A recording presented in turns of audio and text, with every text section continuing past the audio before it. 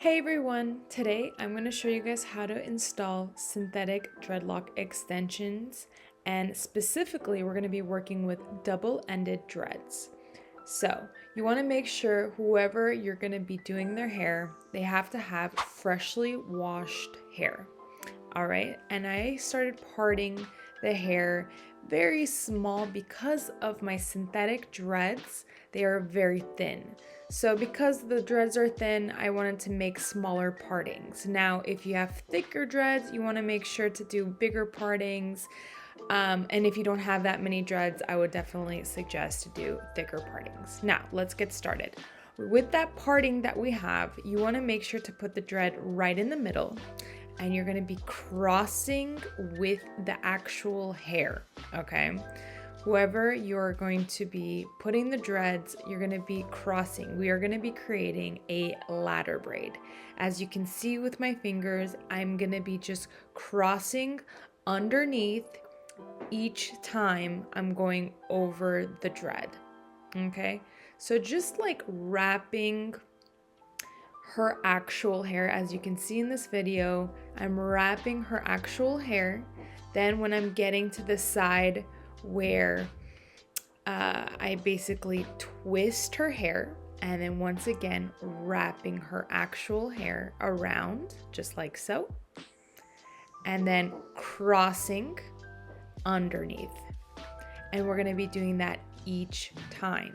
This way the hair is not going to go anywhere. It's really locked in and it is very secure, okay? None of her actual hair will come out if you're doing the ladder braid. So I should have mentioned this before, but I did use an alligator clip to clip the dread in place.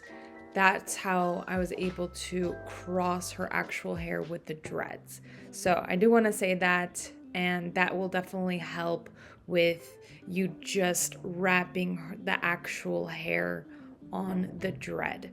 So that's very important key. You want to make sure that is held in place. And then going all the way down using her actual hair, again, just wrapping and then twisting. Wrapping and then twisting. Okay, you want to make sure it's nice and tight so it's secure, so she is able to like basically wear it as long as she can. So once we get it nice and secure, we're just gonna keep going. I actually ended up doing it so tiny. You'll see right here. You don't have to do it as much as I'm doing it, but as much as you guys are able to wrap the person's hair around the dread, that is literally the key, okay? And then you're gonna see right over here, once I'm running out of her actual hair, I'm gonna be using a rubber band, and then we're gonna go ahead and use the rubber band and just tie around that the end. Okay, and I just want to say the rubber band that I use is amazing. I just needed to use just one, and it really made it super secure. I'll link it in the description so you guys can take a look at that rubber band. But as you can see, I am using that extra hair that's left over and just wrapping it around, and then holding with my fingers the ends, and then using my elastic to hold all of that together. That way, the end is not gonna show, like her hairs are not gonna come out. And I'm just basically tying that rubber band again and again so we don't see the ends of her hair. And voila! This is the ladder braid that we created. And now I let down the other side of the dread, and that is basically covering her actual hair. So it's kind of falling on top of it. So that's the whole point of double-ended dreads. That other side of the dread is going to be covering the ladder braid, so it looks more nice and neat.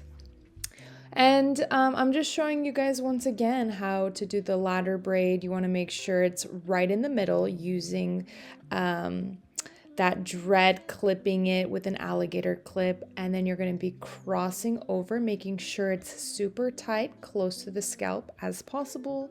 Also, guys, if you want to, I really like using pomade to really get all the little flyaways. So if that helps you guys, I recommend Shine In Jam. I will also link that in the description down below. And then yeah, as long as you guys are making the ladder braid nice and tight, take your time, and then really securing those ends with a rubber band, you guys are gonna kill it with installing dreadlocks. If you guys also wanted to, if you're feeling weird about the elastics, you're more than welcome to put way more elastics depending on the person's hair type. And also, just so it makes a person feel really good about making the style last longer, please put more elastics, and if you need to, put more product. That definitely will help it last longer. But yeah, this is how the double-ended dreads look as it's falling on top of the ladder braid. It's looking really cute. And there I go, I am making way more partings, making them really thin because my dreads are thinner, like I said in the beginning.